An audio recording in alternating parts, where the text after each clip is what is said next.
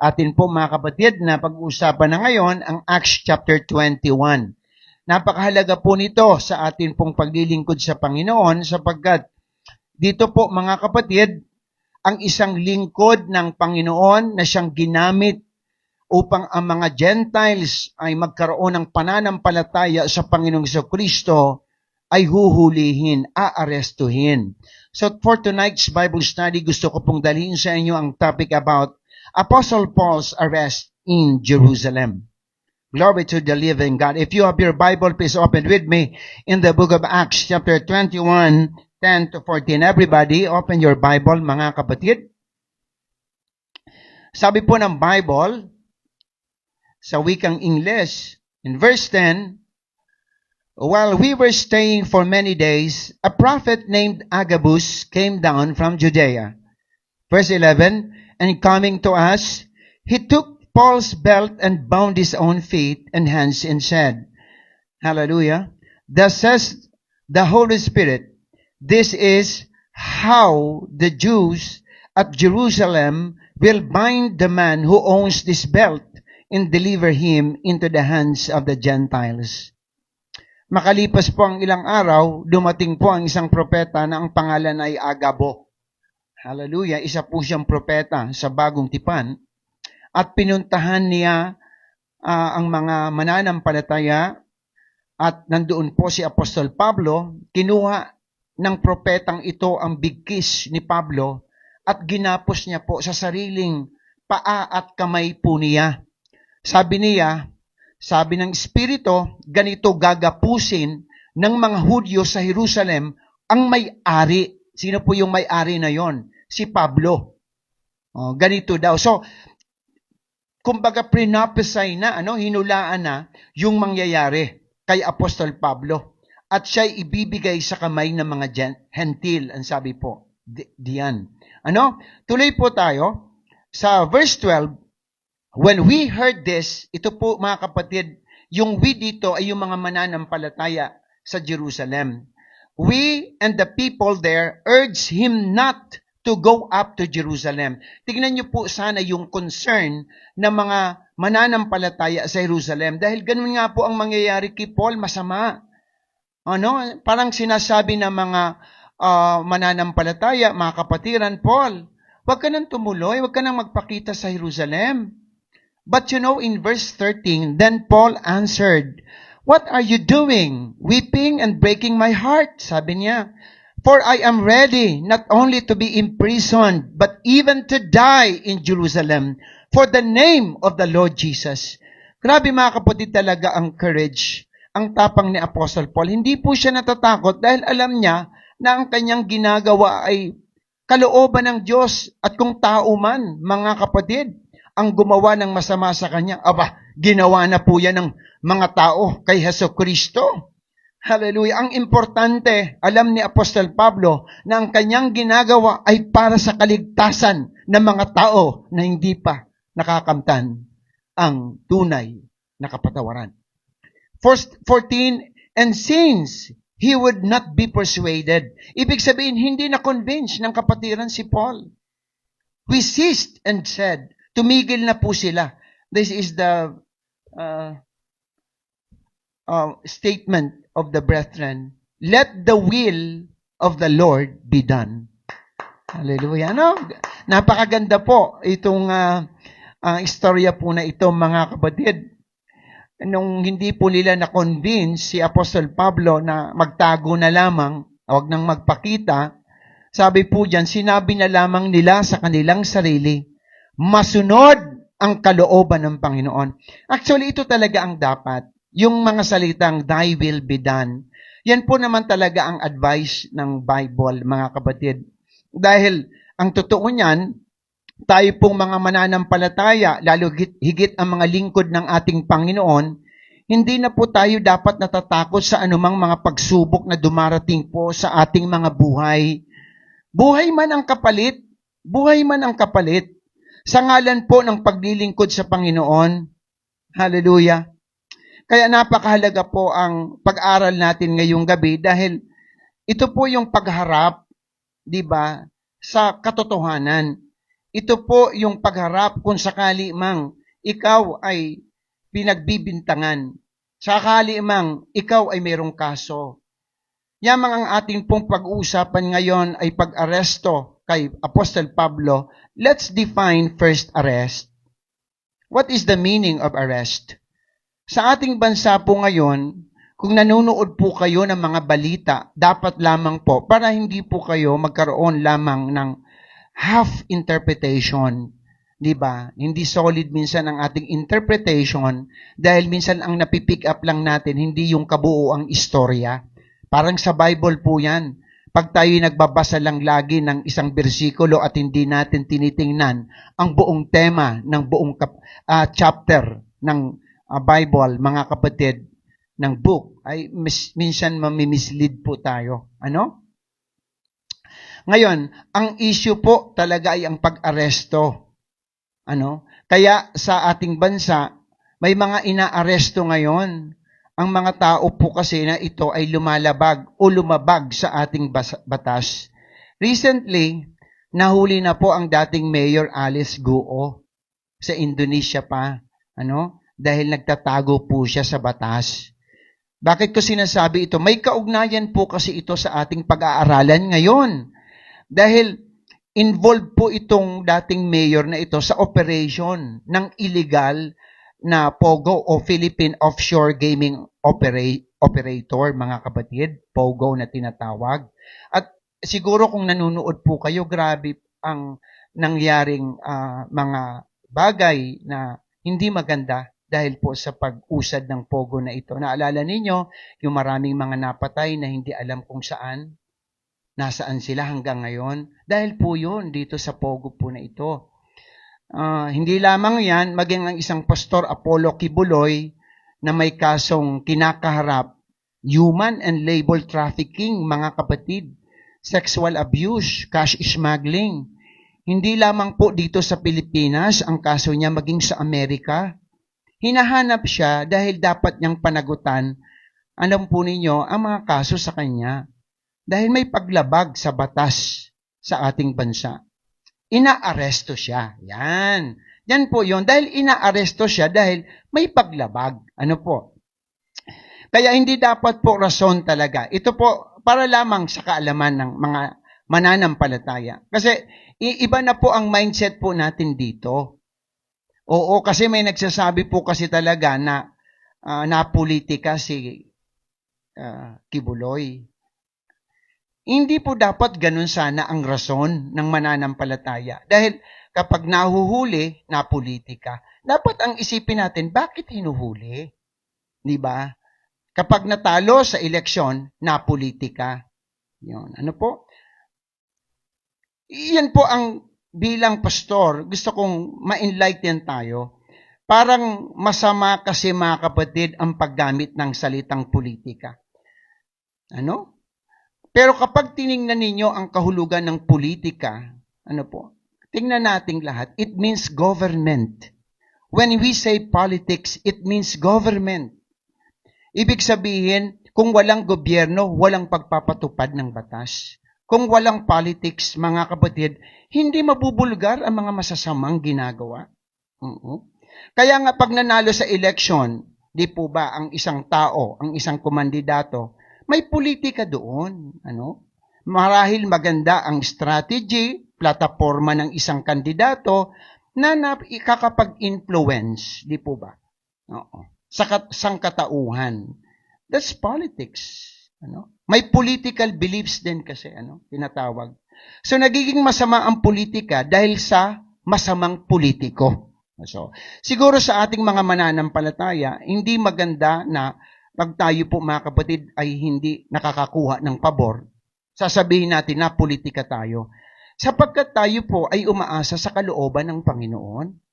Nang mahuli si Daniel, Shadrach, Meshach at Abednego, mga kapatid, mapapansin po ninyo, nahuli sila dahil nga sinakop. Di ba? Sinakop ang Jerusalem ng Haring Nebuchadnezzar. At pinipilit sila, pero nanindigan sila, di ba? Doon po sa pinapagawa sa kanila. Kumbaga, pwedeng ini-influence sila, pero hindi sila nadala dahil may paninindigan sila. Nang mahuli si Jesus ng mga Romano, dahil sa pakikipagsabwatan ng Hudyo, maaring sabihin natin na politika si Jesus. Dahil, di ba, pinagkaisahan siya eh.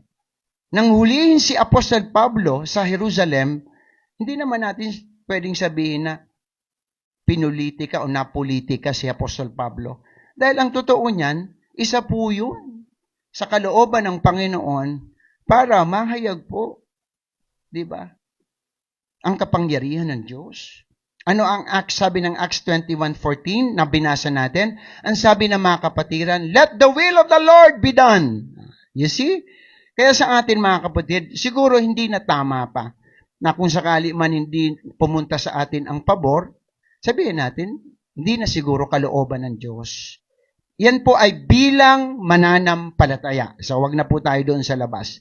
Wag na nating gawing dahilan ang salitang napolitika dahil mas concerned tayo doon sa kalooban ng ating Diyos. Hindi lahat ng nangyayari sa atin ay magaganda, mga kapatid. Subalit kapag mahal po natin ang Panginoon at naglilingkod tayo sa Kanya, lahat ng bagay na nangyayari sa ating buhay ay bahagi ng plano ng Diyos. At ang gobyerno din ay isang bansa po yan na ginagamit ng Diyos upang maisakatuparan po ang kanyang kalooban. Di po ba? Yun po yun eh. Now, si Pablo po ay hindi nagtatago. Yan, siguro nabasa natin. Kaya magandang pag-usapan ito eh. Tumama sa issue natin ngayon. Hindi po siya nagtago. Actually, in-encourage siya ng mga kapatid na, huwag ka nang magpakita, Apostol Pablo. Pinagbawalan na siya, pero hindi po nakumbinsi si Apostol Pablo. Dahil ang talagang importante ay ang kalooban ng Diyos. Alam kasi ni Apostol Pablo na wala siyang dapat ikatakot dahil ipinapangaral niya ang katotohanan at kaligtasan ng mga tao. Hallelujah. Now, the word arrest, ito na po yung definition, originates from the old French word arrester, which is based on the Latin restare na tinatawag. Meaning, remain or stop. So, as a verb, it means to seize by legal authority and take into custody. Kaya nga, di ba, mababasa po ninyo, nire-request ng Senado na ilagay sa kustodiya, ito pong nahuling si Alice Guo. Inaresto kasi, as a noun, it means the act of seizing someone to take into custody.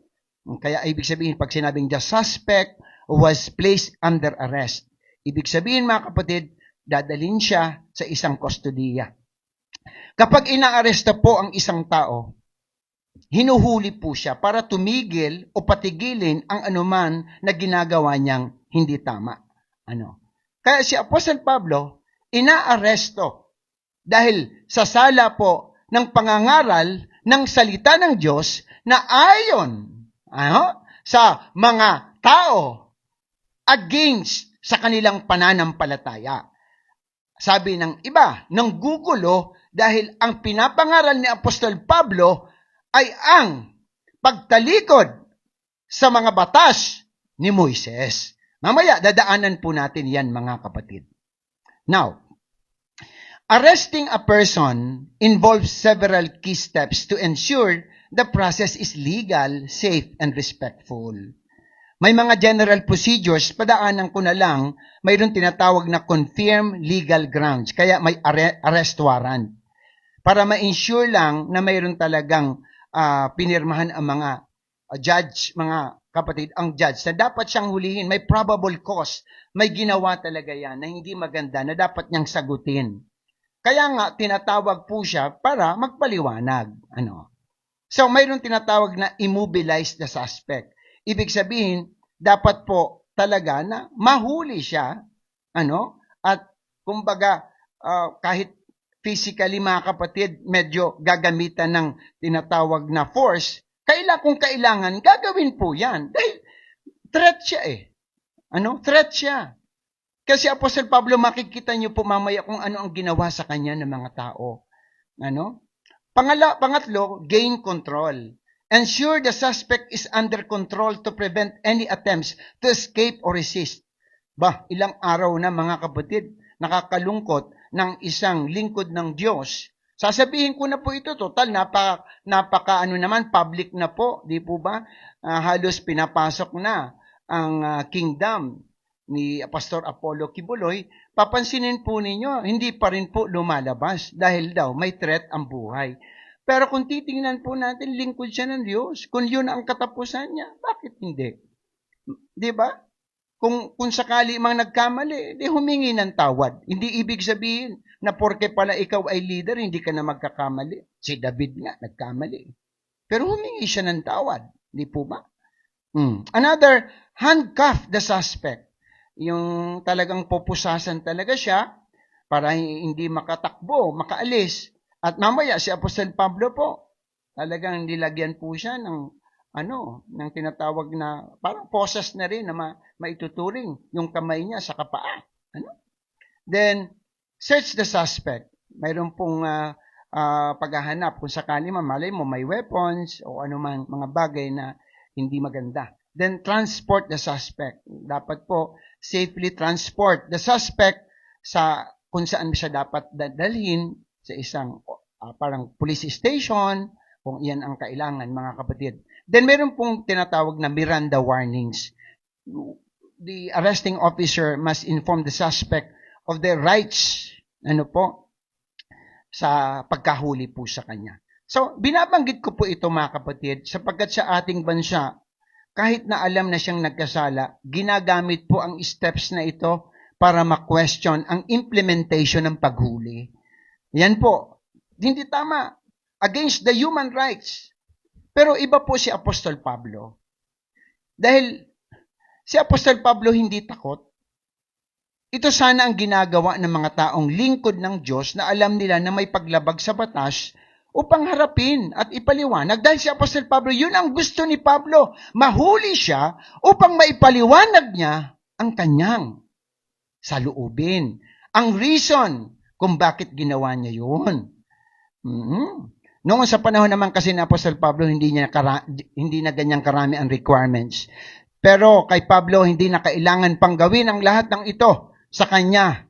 Handa na ako. Sabi niya nga, mga kapatid, inaalay ko na ang buhay ko kay Kristo. Grabe, mga kapatid, si Apostol Pablo.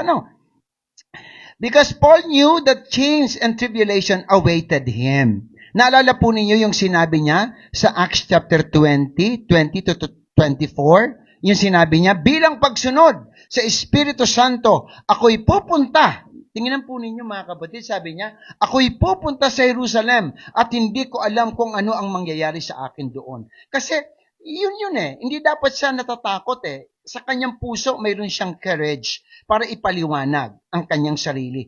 Sabi niya, ang tanging nalalaman ko ay binalahan ako ng Espiritu Santo na mabibilanggo at ang kapighatian ay naghihintay sa akin. Subalit, sabi niya, walang halaga sa akin. Ang aking buhay, magawa ko lamang ang aking tungkulin. At matapos ang gawaing tinanggap ko mula sa Panginoong Jesus, ang pagpapahayag ng magandang balita tungkol sa kagandang loob ng Diyos para sa tao. Palakpakan natin ang Panginoon. Grabe, mga kapatid. Hindi lamang po yan.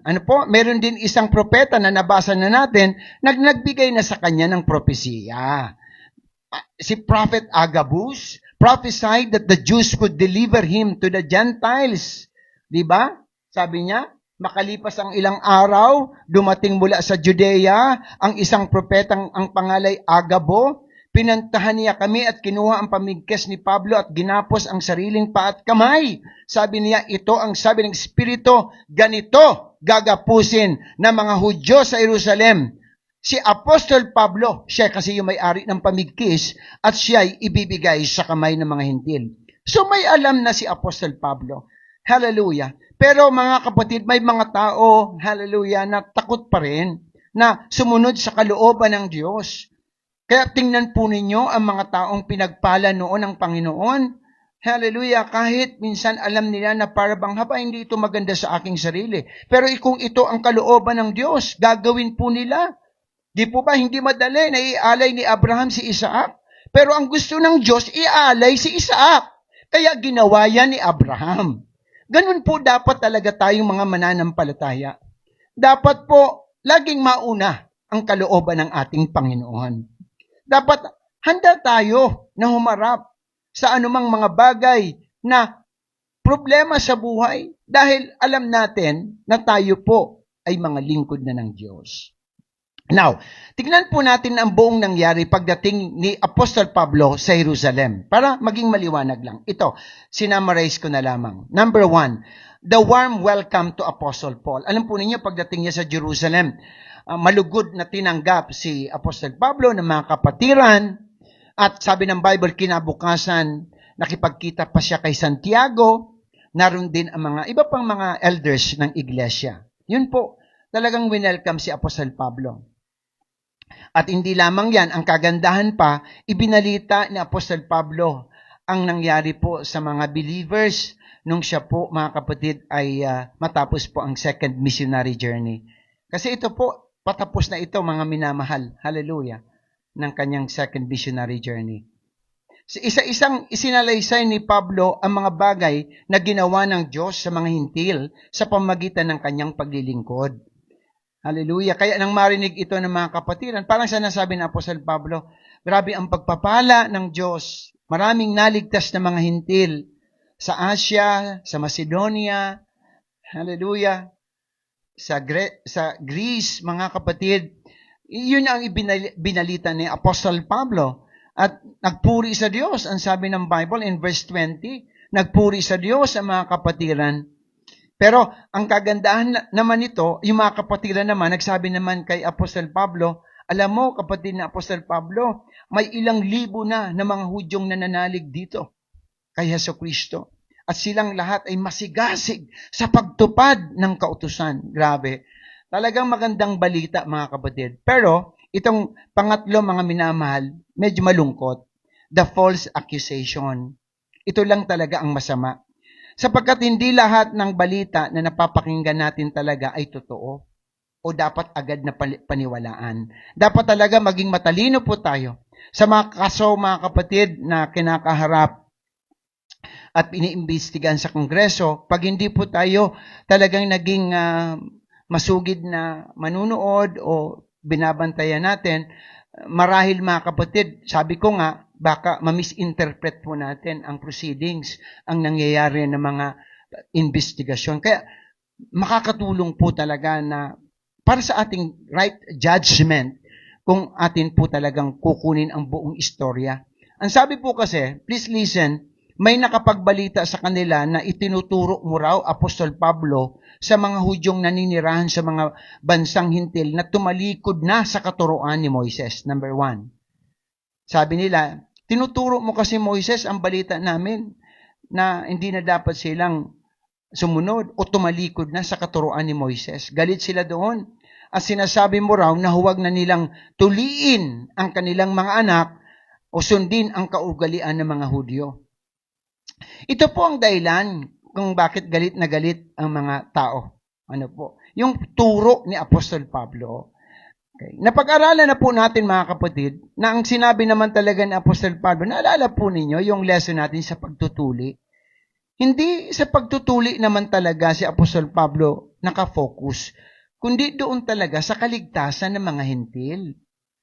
Ang sinabi ni Apostol Pablo, hindi sa pagtutuli matatagpuan ang kaligtasan. Kasi para sa mga mayroon pa pong aral sa tinatawag na Judaism, dapat tuliin ang tao para maligtas. Yun po, mga kapatid, ang binangga ni Apostol Pablo. Dahil sabi niya, tuli man o hindi, kapag tinanggap na si Kristo at nagpabautismo, naglingkod sa Panginoong Kristo, maliligtas. Sabi ni Paul. Kaya hindi po talaga ipinagbabawal ni Pablo ang pagtutuli. Hindi po, kahit basahin po natin yan.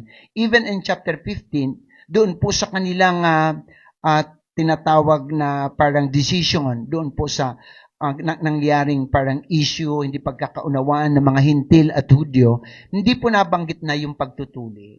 Pero yung dugo, yung pagkain sa dugo, yung sexual immorality, yun po nabanggit po yun. Basically, hindi na po tayo nasa ilalim talaga ng batas ni Moises. Basically, dahil wala naman naging matuwid sa batas na yan, dahil wala ngang nakasunod, sabi ng Bible. But you know, there are specific ceremonial practices, mga kapatid, ceremonial o Levitical, na hindi na kailangan pang gawin. Halimbawa, yung sacrificial laws, hindi na po talaga yon. But you know, the underlying principles of worship, purity, holiness, and moral conduct remain significant for Christians today. Di po ba? Yung moral laws lang, mga kapatid, very, very important po yun. Laking paalala ng Panginoon po yun. Alin po yan? The Ten Commandments. So, another, mga kapatid, yung resolution. Ito po yung nangyari. Ano ngayon ang nararapat nating gawin, Pablo? Sabi ng mga kapatiran. Dahil yan ang sinasabi nga ng maraming tao eh. Tiyak na nababalitaan na. O mababalitaan na dumating ka na. Sabi dyan. So, sabi, mga kapatid, ito ang gawin mo. May mga suggestion sila. Mayroon ditong 4 na lalaking may panata, isama mo sila at tuparin ninyo ang paglilinis ayon sa kautusan. Ikaw ang bahala. Sabi niya, ikaw ang bahala sa magagastos. Kinukut ko lamang, mga kapatid. At nang gayon, ay mapaahitan nila ang kanilang mga ulo. So, yung pagpapaahit kasi, panata po yun. At kasama rin po yun, mga kapatid, sa kautusan ni Moises sa ceremonial na laws na binabanggit po. Dahil yun ang kanilang panata eh. Ano po? Sabi nila, sa ganitong paraan ay malalaman ng lahat ng tao na hindi totoo ang balita tungkol sa iyo, na kinukonsider mo pa rin ang kautusan ni Moises. Ano naman talagang masama kung sumunod ka sa panata mo, kung susundin mo naman talaga? Pag sinabing, Lord, lagi akong umaga sa church. Ano naman masama kung lagi kang umaga? Maaga, I mean. Oh, di ba? Panata ko, Lord, na lagi na po akong magbibigay. Di ba? Ano namang masama doon kapag yun ang nasusunod? Because giving is also a command from the Lord Jesus Christ. Di po ba? So, yung prinsipyo po, yung principle, I mean, may importante yon. So, malinaw na hindi po takot si Pablo na lumabas dahil alam niya na siya'y walang nilalabag sa kalooban ng Diyos. At hindi po siya nagsisinungaling. Gusto niyang maipakita at maipaliwanag na hindi tama ang kanilang nababalitaan. Ito na po yon. Hallelujah! Paul's arrest in Jerusalem. Sabi ko nga po, hindi na hinanap pa si Pablo para bigyan ng warrant of arrest. Si Pablo po ay kusang pumunta sa templo ng Jerusalem. Nagpakita siya, hindi siya nagtago dahil hindi duwag si Apostol Pablo. Matapang po siya na harapin ang anumang accusations labang sa kanya sapagkat alam niya na kasama niya ang Panginoong Hesukristo. Yun po yun, mga kapatid. Hallelujah. In the book of Acts 21:27 to 29, when the period of 7 days for the ceremony was also over, almost over, I mean, some of the Jewish people from Asia saw Paul in the temple. Ayan na, nakita na si Pablo. Hallelujah. They got a large crowd together and started attacking him. Sa ibang translation, mob. Yung angry people, attacking a person. Verse 28, they were shouting, friends, help us! Naghahanap pa ng mga kasama yung mga tao. This man goes around everywhere, sabi ng mga tao, saying bad things about our nation and about the law of Moses and about this temple. He has even brought shame to this holy temple by bringing in Gentiles. Ibig sabihin, bawal kasi na magpapasok ng mga hintil sa templo that time. Verse 29, some of them supposed that Paul had brought Trophimus from Ephesus into the temple because they had seen them together in the city. Tingnan mo nga naman yan ang istorya, mga kapatid. Nakita lang si Trophimus, mga kapatid, ni Apostol Pablo, ang sinabi na ng tao. Dahil galit nga mga tao, sinama ni Pablo itong Trophimus na ito sa templo. Another violation na naman. Maaring sabihin natin na politika si Apostol Pablo. Pero sabi ko nga po, hindi na magandang po yan, mga salita po yan. Dahil ang totoo niyan, yan na po ay mga kapamaraanan na rin ng Diyos para mangyari ang kanyang kalooban. So ang tao daw na ito ay nagtuturo na labag sa kautusan ni Moises. So tingnan niyo po ito. Dahil nakita nila si Pablo na may kasamang hentil, akala nila sinama na ni Pablo sa banal na templo. Kaya nga yung verse 29, gusto ko pong ulitin. Di ba? Some of them supposed. Look at this. Yun po ang mahirap di ba? Dahil para lang mapatunayan at dapat lang talaga si Pablo ay mamatay. Some of them supposed that Paul had brought Trophimus from Ephesus into the temple because they had seen them together in the city. Hallelujah. Inakala nilang isinama ni Pablo si Tropimo sa Tagalog, sa templo. Kaya masama po talaga yung akala lagi. Dapat hanapan talaga natin ang truth. Hindi maganda talaga yung akala, ganito, kahit hindi natin alam kung ano talaga ang totoong nangyari. Kaya napakalaga po talaga ang tayo po ay humarap, di po ba, sa anumang mga meetings, sa anumang mga tinatawag na hearings. Importante po yan talaga. Biblical talaga yan, mga kapatid. So, malinaw po sa Acts 21 verse 30, ang sabi po dyan, the whole city was in uproar. Dahil po sa false accusations. Uproar. And the people turned into a mob, a large of angry crowd. They grabbed Paul and dragged him out of the temple. Sipin nyo, kinaladkad po ang lingkod ng Diyos. Parang ano po.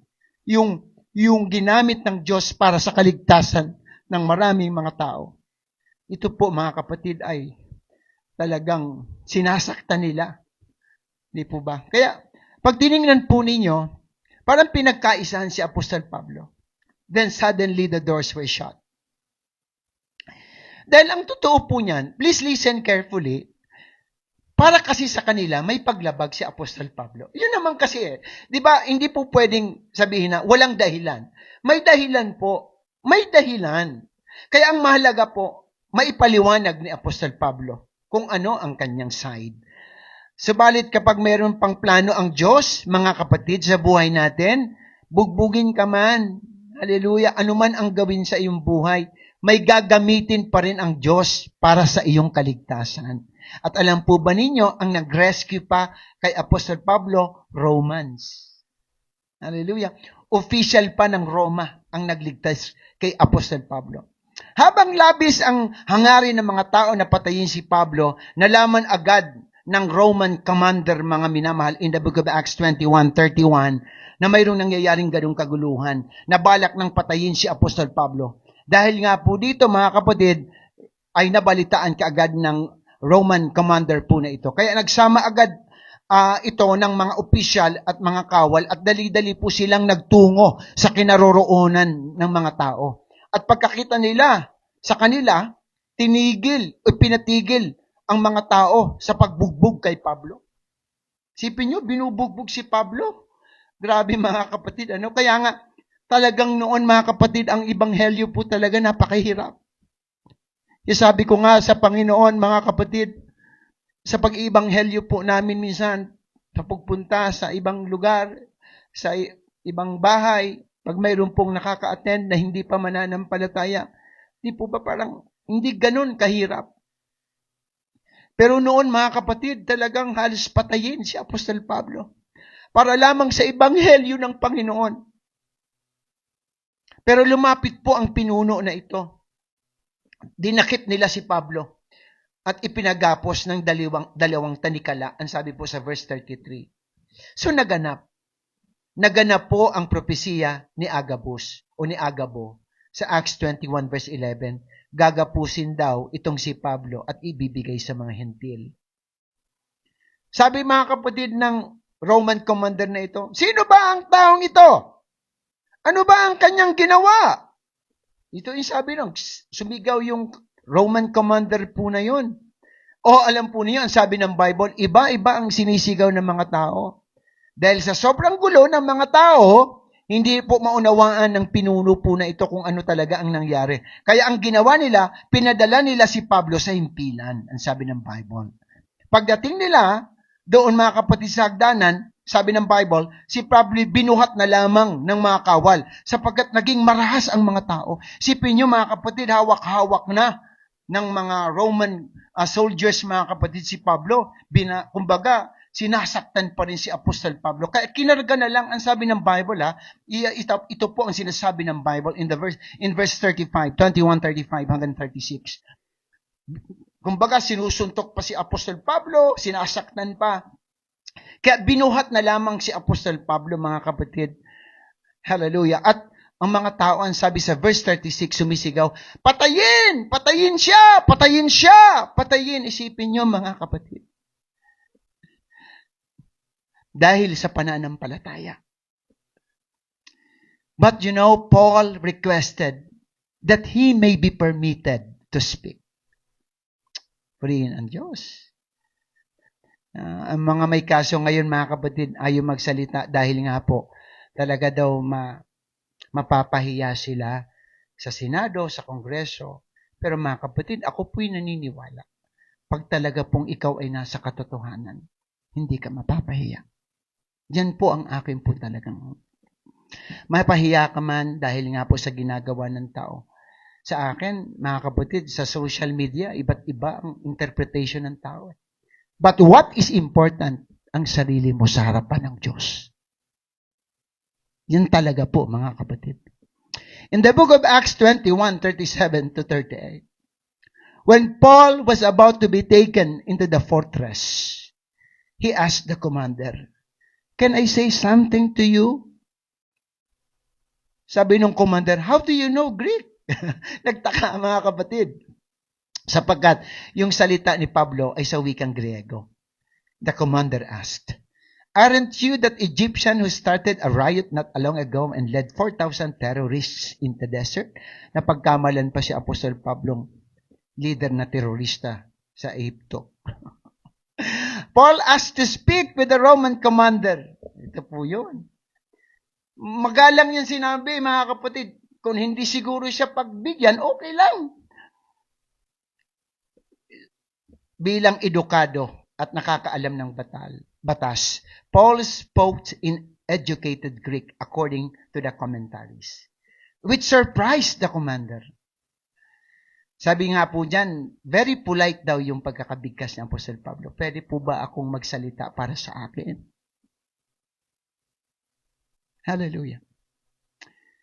Napakahalaga po itong pangyayari pong ito, mga kapatid. Sapagkat ang isang lingkod ng Diyos ay pinapahirapan at gustong patayin. Yan po ay dahil sa pananampalataya, mga kapatid. In the book of Acts 21:39, dahil tinanong, ikaw ba yung leader ng mga terorista? Yung verse 39, no, Paul replied. Hindi po ako, sabi ni Pablo. I am a Jew from Tarsus. Pinaliwanag niya na. An important city in Cilicia.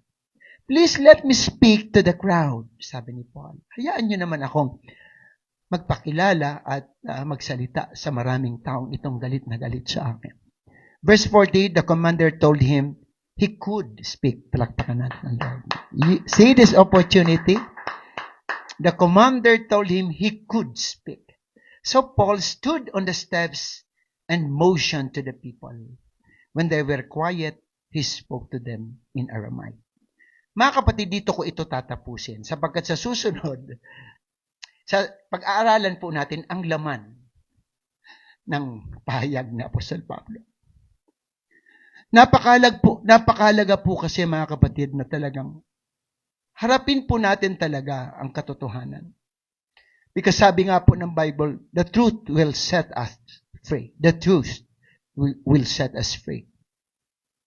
Alam po ninyo, mga kapatid, napakagandang pagkakataon na maipaliwanag ni Pablo ang kanyang sarili sa maraming tao. Upang depensahan din naman ang kanyang sarili. Ito po ay ibinigay na pagkakataon ng Diyos sa kanya. Bagamat handa po siyang humarap sa anumang bagay na ibinibintang sa kanya.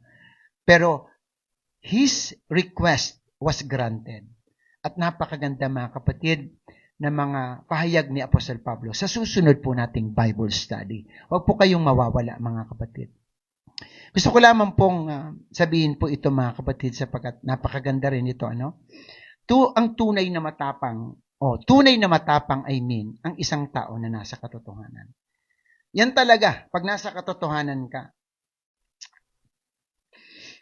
lalo tigit nasa iyo si Kristo, kaya mong mamatay, mga kapatid. Katulad ng ginawa ni Kristo, katulad ng mga disipulo ni Kristo, katulad ng mga apostol ni Kristo, di po ba pinatay sila ng mga hindi basta-bastang klaseng uri ng kamatayan? Pero, they did not give up. Di ba? Yan po yung istorya. Hallelujah. Kaya mahalaga po yung matapang po tayo. Now, people are easily swayed when they are in large crowds or give credence to the idea that the majority is always right. Ito po ang maling perception. Para bang sasama ka na lang dahil ito ang gusto. Aba, nadaya na po tayo nito. Daming mga tao ang gusto ang tao, mga kapatid, ni leader sa ating bansa. Pag tinignan nyo ngayon, pag tinignan po ninyo ngayon sa investigasyon, bahala na po kayo. Remember, the truth is not always the opinion of the crowd. Noon nga, mas gusto pa nila si Barabas kaysa kay Jesus. So sa sunod na lesson, mga kapatid, titingnan po natin ang pahayag ni Apostol Pablo sa harapan ng maraming tao. And in my conclusion, Paul's arrest in Jerusalem shows people at their worst and at their best. The worst, allowing lies and presumptions to overcome the truth. Diba? Isipin nyo, pag sabihan pa si Apostol Pablo, nagsama pa siya ng hentil sa templo na hindi nararapat. Nakita lang naman, nakasama siya ni Apostol Pablo, si Tropimo. Diba? And what is the best? The best is allowing search for truth to change one's opinion and open to more information. Napakahalaga po nito, mga kapatid. Basta na lang tayo, mga minamahal, nagsasalita na hindi natin alam kung ano ang totoo.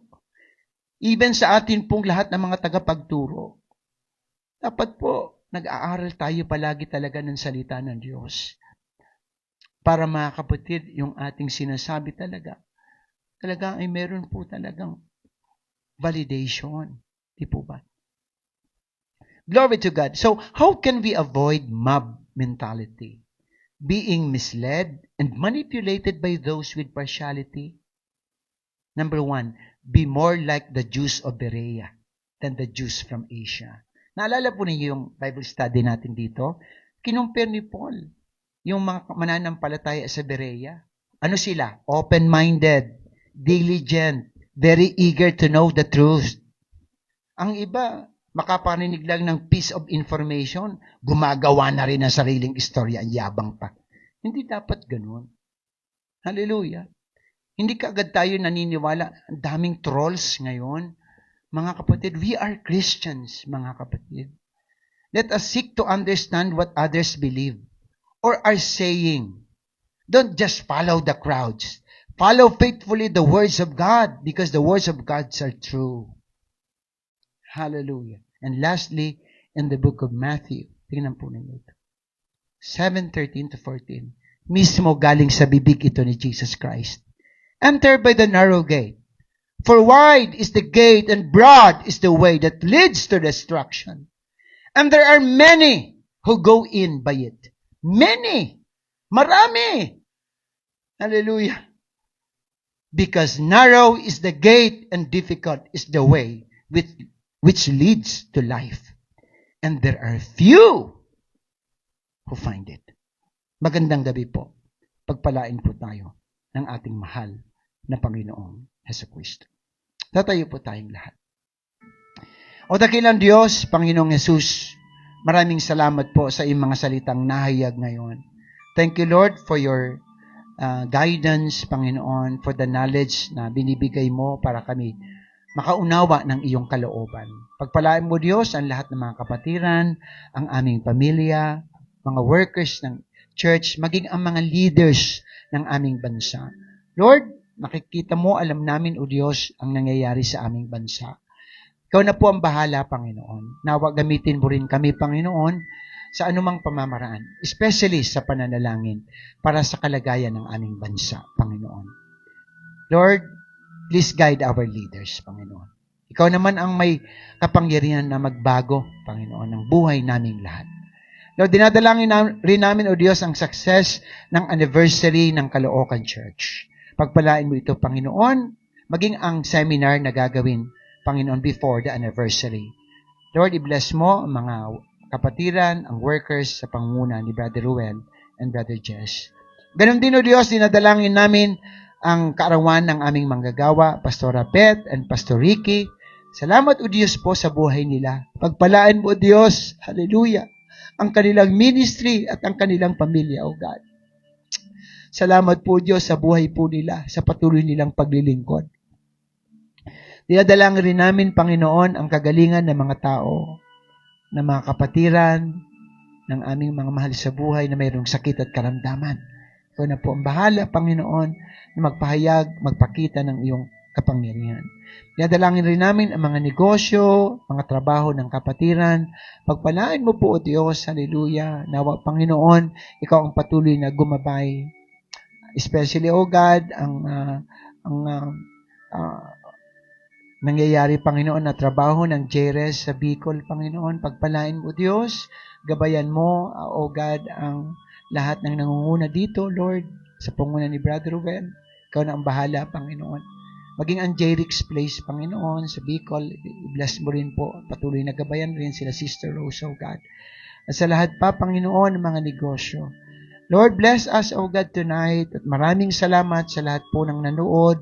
Nawa, Panginoon, taglayin po nila ang iyong banal na Espiritu lagi at panguna sa kanilang mga buhay. Thank you so much, O God, for your blessing tonight. And to you alone, we give back all the glory, honor, and praise in Jesus' name.